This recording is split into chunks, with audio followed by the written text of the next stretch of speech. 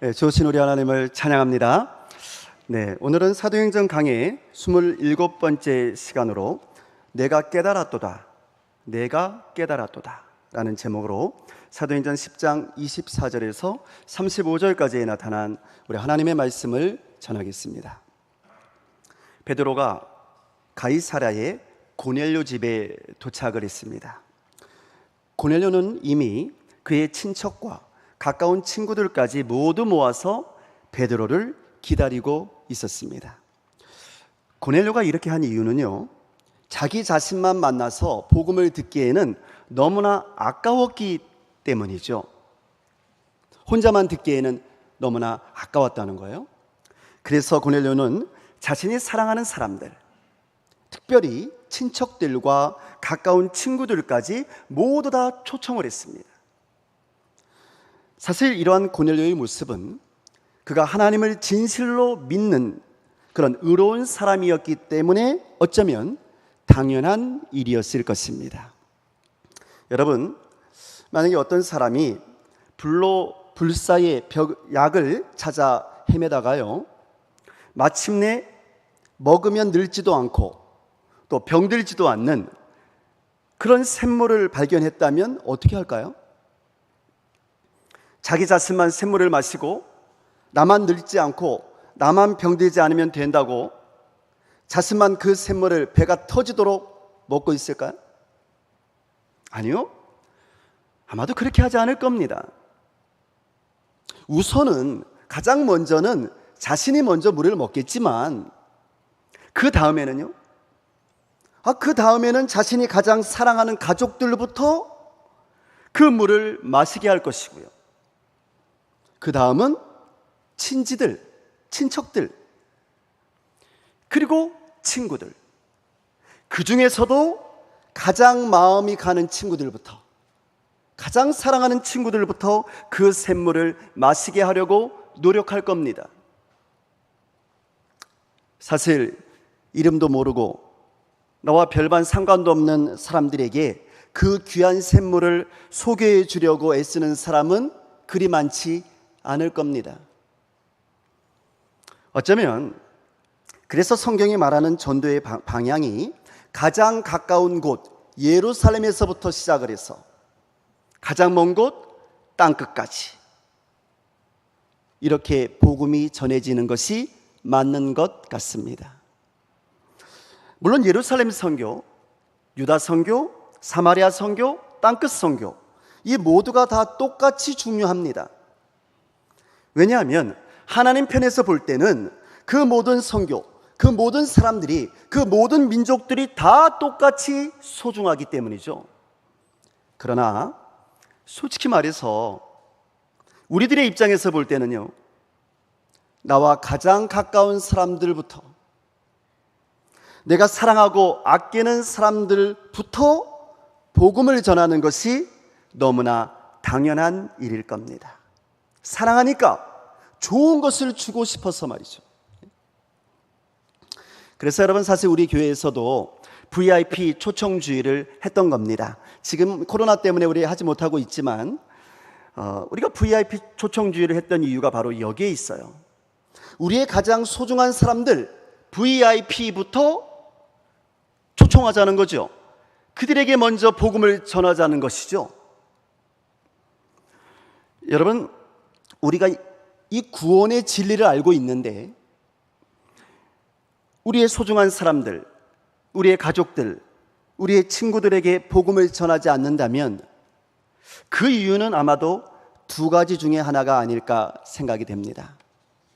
첫 번째 이유는요, 내가 이 구원의 복음을 확실히 믿지 못하기 때문에 그런 거예요.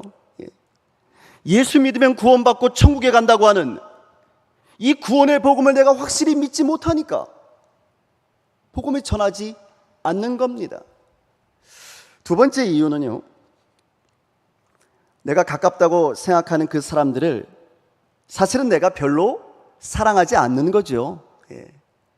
사랑한다고 말은 하지만 사실은 별로 사랑하지 않는 거예요. 그래서 그냥 내버려 두는 거예요. 그러나 내가 구원의 복음을 확실히 믿는다면 정말 예수를 믿으면 구원을 얻는다는 것을 내가 확실히 믿는다면, 그리고 정말로 내가 사랑하는 사람들이라면, 정말로 내가 좋은 것을 주고 싶은 그렇게 사랑하는 사람들이라면 그 사람들에게 복음을 전하지 않을 수가 없는 거죠. 전 정말 솔직했으면 좋겠어요. 그래서 오늘 성경을 보면 이 고넬료가 자신과 가장 가까운 사람들부터, 그가 가장 사랑하는 사람들, 자신의 VIP들부터 자신의 집으로 초청을 했던 겁니다. 같이 복음을 듣자고 말이죠. 우리 같이 구원받자고 말입니다. 그래서 하나님께서 환상 중에 보여주신 하나님의 사람 베드로를 함께 기다리고 있었던 겁니다. 자, 마침내 베드로가 도착을 했습니다. 그러자 고넬료는요, 이 베드로를 맞아서 그의 발 앞에 엎드리며 큰 절을 합니다. 왜냐하면 고넬료는 베드로를 하나님의 사자로서 생각했기 때문입니다. 하나님이 보내신 하나님의 사람이라고 믿었기 때문이죠. 하나님께서 환상 중에 보여주신 하나님의 사람, 하나님이 보내신 하나님의 사람을 영접하는 것이었기 때문에 그는 엎드려서 큰 절을 올리면서 최대한의 경의를 표했던 것이죠. 자, 그러나 사실 이러한 고넬료의 행동은요, 정말 믿음의 눈으로 보지 않고서는 도저히 이해할 수 없는 행동이었습니다. 왜냐하면 고넬료는 이때 로마의 백부장이었거든요. 사회적으로 크게 인정을 받고 있었던 사람이었어요. 백부장의 나이는 잘 모르겠지만 사회적인 신분이나 위치가 베드로와는 비교조차 할 수 없을 정도로 더 높았기 때문입니다. 베드로는 어부였거든요. 자, 그럼에도 불구하고 그는 베드로에게 그가 할 수 있는 최대한의 경의와 예의를 다하여서 하나님의 사람 베드로를 영접하고 있었던 겁니다. 자, 그런데 여러분, 이때 베드로의 모습을 한번 보시기 바랍니다. 베드로는 고넬료의 이러한 모습을 보면서요, 조금도 으쓱해하지를 않습니다. 내가 하나님의 종인데 당연하지, 이렇게 생각하지도 않습니다. 그는 오히려 얼른 다가가서 고넬료를 이렇게 세워줍니다. 그리고는 이렇게 말합니다. 일어나세요. 나도 사람입니다. 일어나세요. 나도 사람이에요. 여러분, 이 말이 우리 오늘 성경의 번역에는 존댓말로 기록되어져 있지 않지만 우리 문화에 맞게 번역을 한다면 아마도 이 두 분은 이때 서로를 매우 존대하면서 존중하면서 최고의 존댓말로 이야기를 나누고 있었을 겁니다. 여하튼 베드로는 이렇게 자신을 선대해주고 높여주는 이 고넬료를 겸손함으로 일으켜 세워주고 그를 격려하면서 그와 함께 안으로 들어갑니다. 안에 들어가 보니까 그곳에는 이미 여러 사람들이 모여 있는 겁니다. 베드로는 그들에게 자신이 이곳에 온 이유부터 설명하기 시작합니다. 자, 28절과 29절의 말씀입니다. 우리 함께 같이 읽겠습니다.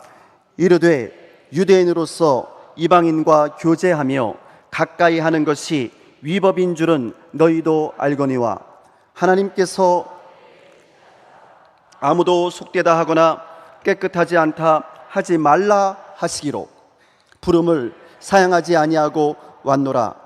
묻노니 무슨 일로 나를 불렀느냐. 아멘. 베드로는 이때 유대인인 자신과 로마인인 고넬료가 만나는 것에 대해서 사람들이 이상하게 생각할 것이라고 생각했습니다. 그래서 그는 그들의 오해를 먼저 풀어주려고 했던 것이죠. 베드로는 고넬료와의 만남이 하나님의 뜻이라는 것을 먼저 말해줍니다.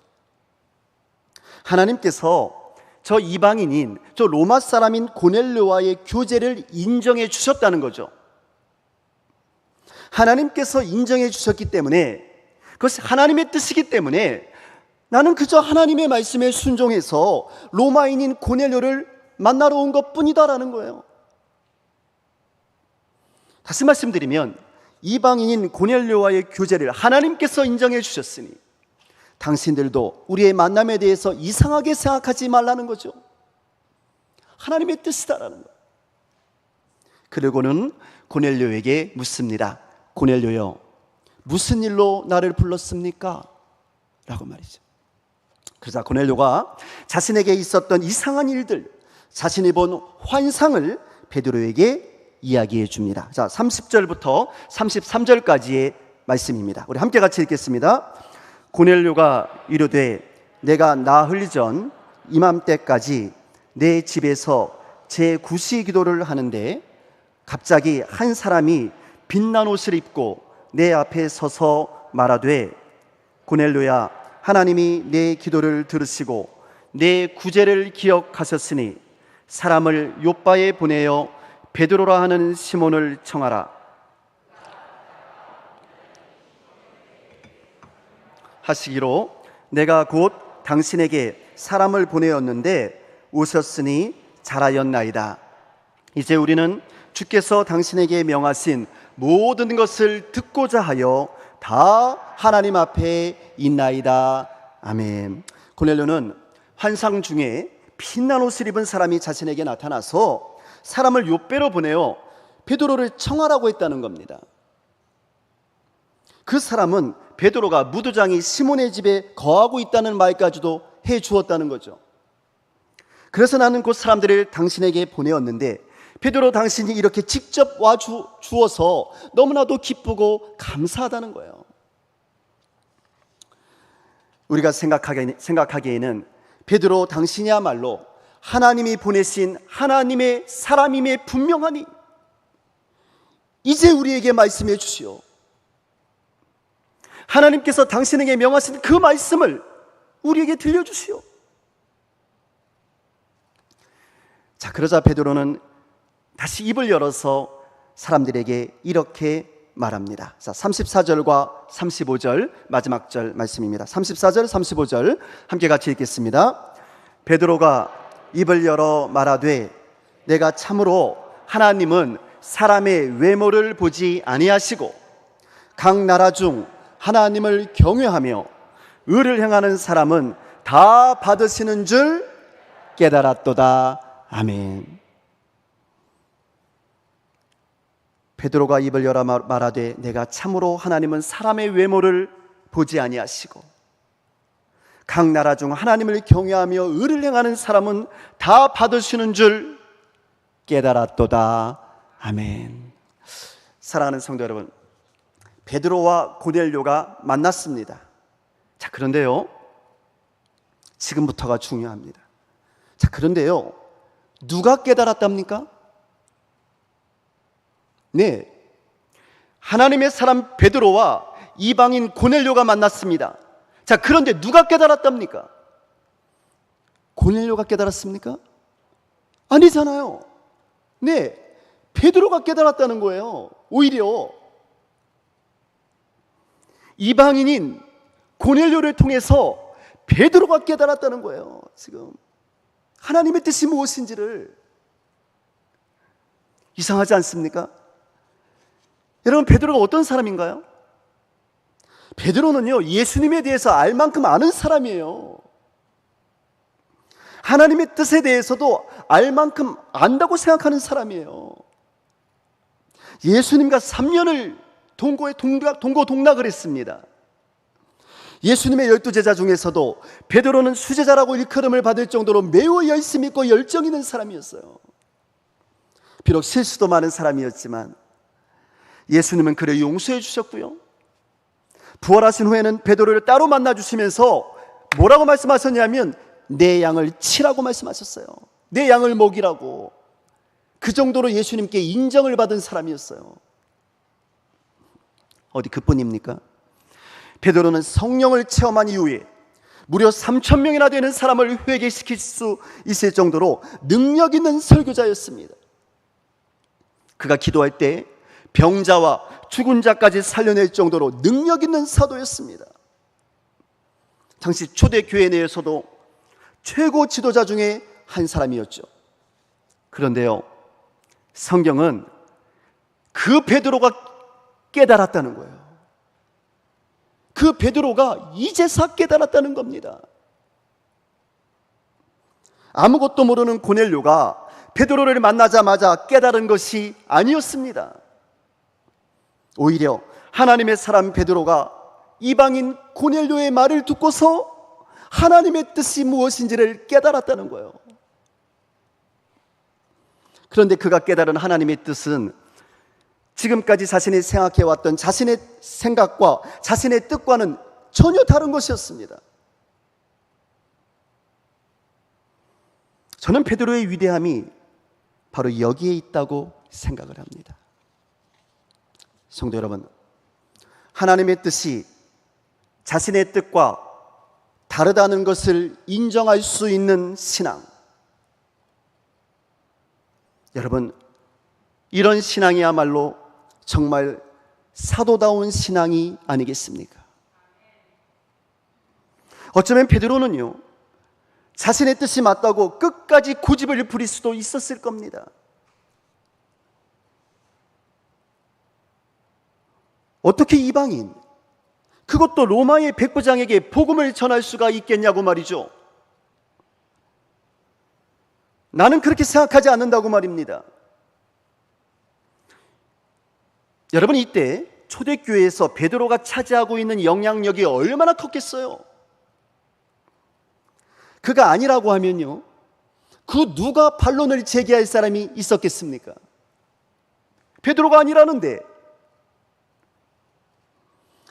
여러분, 베드로가 고넬료의 환상을 듣고도 그저 모른 척 해버리고, 또한 자신이 하나님의 환상을 보았음에도 불구하고 그냥 무시해버렸다 한들 누가 뭐라 할 사람이 있었겠어요? 베드로인데 말이죠. 사실 유대인으로서의 이 베드로는 로마 사람인 고넬료를 정말 만나고 싶지 않았거든요. 예. 고넬료가 본 환상도 인정하고 싶지 않았을 겁니다. 그러나 베드로는 고넬료의 말을 듣는 그 순간에 하나님의 뜻을 깨달았다는 겁니다. 할렐루야. 여러분, 나의 뜻이 아니고 하나님의 뜻입니다. 하나님이 기뻐하시는 일이 무엇인지를 내가 이제서 깨달았다는 거예요. 아, 하나님이 이래서 나를 고넬료에게 보내셨구나 라고 말이죠. 여기에 하나님의 뜻이 있었구나. 성도 여러분, 신앙의 성숙이란 바로 이런 겁니다. 신앙의 경지가 깊어지면 깊어질수록 나의 생각과 나의 고집이 깊어지는 것이 아니라 내 생각이 맞다고 끝까지 고집하는 것이 신앙의 연륜이 높다는 것을 말해주는 것이 아닙니다. 진짜 신앙의 경지가 깊으신 성도님들은요, 하나님의 뜻을 깊이 깨닫고, 그래서 나를 내려놓고 하나님의 뜻에 순종하는 사람들인 줄로 믿습니다. 베드로는 이 고넬료의 이 신앙적인 대답을 들었을 때 그 즉시로 하나님의 뜻이 무엇인지를 깊이 깨닫게 됐습니다. 그러자 베드로는 즉시로 자신의 생각을 내려놓습니다. 지금까지 자신이 옳다고 생각했던 그 자신의 고정관념을 내려놓습니다. 아하, 내가 잘못 생각하고 있었구나. 내가 하나님의 뜻에 대해서 잘못 알고 있었구나 라는 것을 인정합니다. 그래서 내가 깨달았다라고 말했던 거죠. 내가 이제서 비로소 깨달았습니다라고 고백을 했던 겁니다. 자, 그러면 이때 베드로가 깨달았다는 것은 무엇이었을까요? 네, 오늘 본문은 두 가지로 말해줍니다. 두 가지를 깨달았다는 거예요. 첫째는 하나님께서는 사람의 외모를 보지 않으신다라는 것을 깨달았다는 겁니다. 그럼 그때까지 베드로는요, 네, 하나님은 사람의 외모를 보신다고 생각했던 거죠. 어떤 민족이냐? 이것을 하나님께서 중요하게 여기신다라고 생각했던 거죠. 그런데 그게 아니었다는 것을 알게 됐다는 겁니다. 하나님은 사람의 외모를 보지 않으시는구나. 둘째는 하나님은 각 나라 중 하나님을 경외하며 의를 행하는 사람은 누구든지 다 받아주시는구나 라는 것을 깨달았다는 겁니다. 옛날에는 그렇지 않았거든요. 아무리 어려워도 이방 사람은 안 되는 거였어요. 근데 그렇지 않다는 것을 깨달았다는 겁니다. 여러분, 지금에야 이 말씀이 우리에게 너무나 당연하게 들리겠지만 당시 베드로에게는 그렇지 않았다는 사실이에요. 이게 쉬운 일이 아니었습니다. 베드로는 어려서부터 이방인에게 구원은 없다라고 배웠던 사람입니다. 그게 몸에 배있는 사람이에요. 예수님을 3년이나 쫓아다녔지만 그 생각에는 여전히 변함이 없었습니다. 유대인 우월주의 가득 차 있었거든요. 하나님은 할례 받은 유대인들만 구원하신다라는 것이 그에게는 진리였고 전통이었거든요.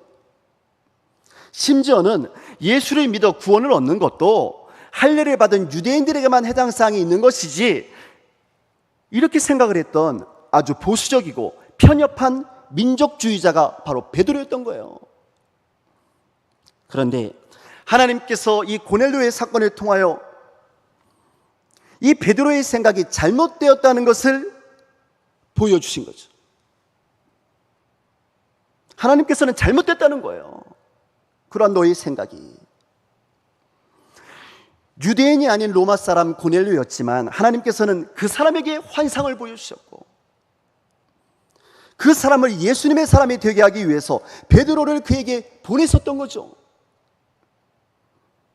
그러니까 하나님은 유대인이 아닌 사람들에게도 얼마든지 구원이 임할 수 있다는 것을 베드로에게 깨닫게 해주신 겁니다.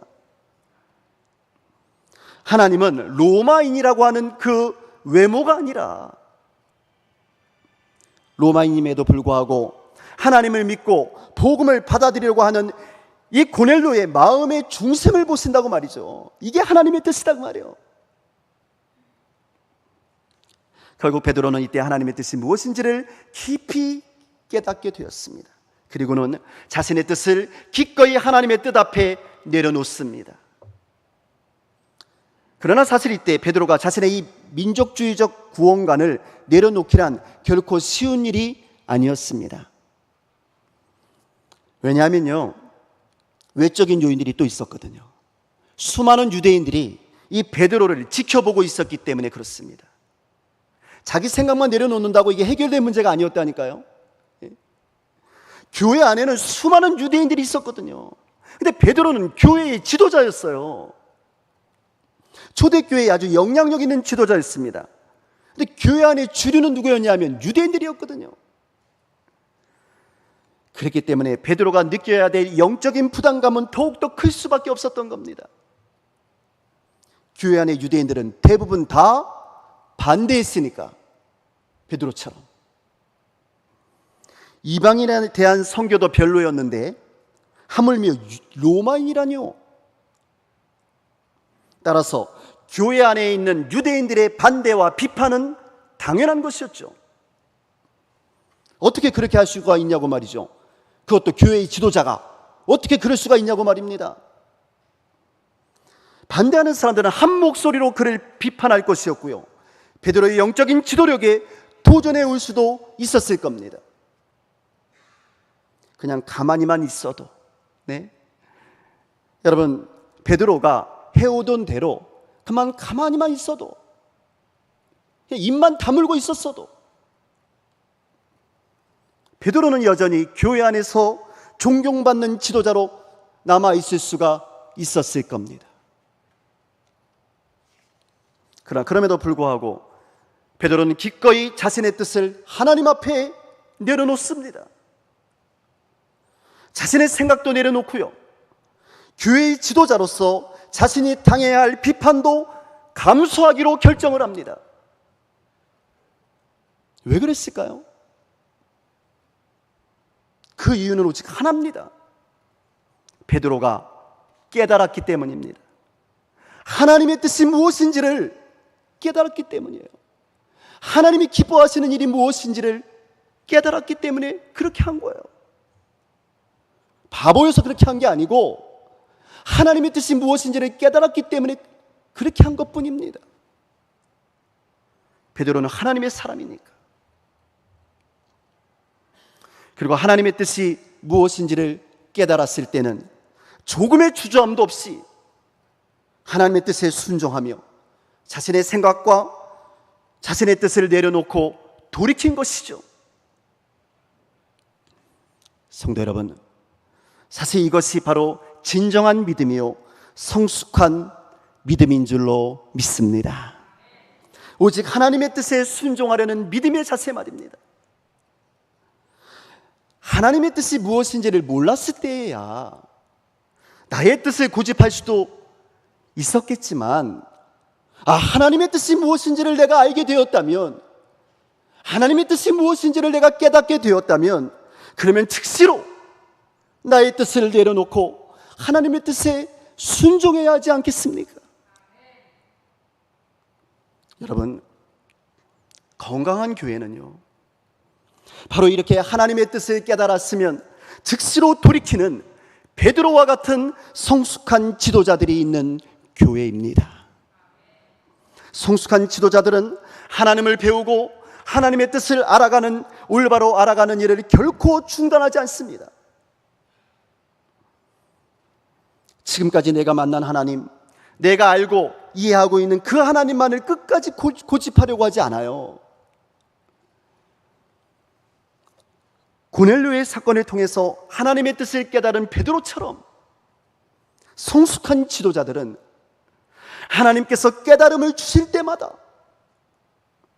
자신의 뜻을 내려놓기 위해서 부단히 애를 쓰며 노력합니다. 나를 쳐서 복종시키는 거예요. 설령 그 일로 말미암아서 내게 손해가 된다 할지라도, 자신이 지금까지 누리고 있던 교회 안의 기득권을 포기해야 한다 할지라도, 그럼에도 불구하고 하나님의 뜻 앞에서 자신의 뜻을 철저히 굴복시키려고 노력하는 겁니다. 그런 사람이야말로 하나님이 기뻐하시는 성숙한 믿음의 지도자인 줄로 믿습니다. 그런데 오늘 성경은 이렇게 베드로가 하나님의 뜻을 깨달았을 때, 그리고 이 하나님의 뜻에 순종해서 자신의 고집과 자신의 생각을 내려놓았을 때 비로소 로마를 향한 이방 선교의 문이 활짝 열리게 되었다고 증언하고 있어요. 하나님의 뜻이 이루어지기 시작한 겁니다. 로마의 백부장인 고넬료와 그 가정이 베드로를 통하여 예수 그리스도의 복음을 받아들임으로 인해서 로마를 통한 세계 선교의 문이 활짝 열리게 되었던 것이죠. 하나님이 일하시고 계신 거예요. 그러므로 저는 오늘 저와 여러분도 베드로처럼 이 하나님의 말씀을 통해서 하나님의 뜻이 무엇인지를 바르게 분별하고 깨달았으면 좋겠습니다. 그래서 베드로처럼 사람들 앞에서 담대하게 내가 잘못 생각했었다고, 이제야 내가 비로소 하나님의 뜻을 올바로 깨닫게 되었다고 고백하면서 하나님의 뜻 앞에 나 자신의 생각과 나의 전통들, 그리고 나의 욕심과 나의 고집들을 내려놓기를 원합니다. 이렇게 여러분과 제가, 그리고 우리 강진업 교회가 하나님의 뜻을 올바로 깨달아서 우리의 뜻을 하나님의 뜻 앞에 순종하며 예수 그리스도의 십자가 앞에 내려놓을 때, 하나님께서는 저와 여러분을 통하여서, 그리고 우리 강진업 교회에 통하여서 계획하신 우리 하나님의 위대하고 선하신 뜻을 반드시 이루어 주실 줄로 믿습니다. 기도하겠습니다.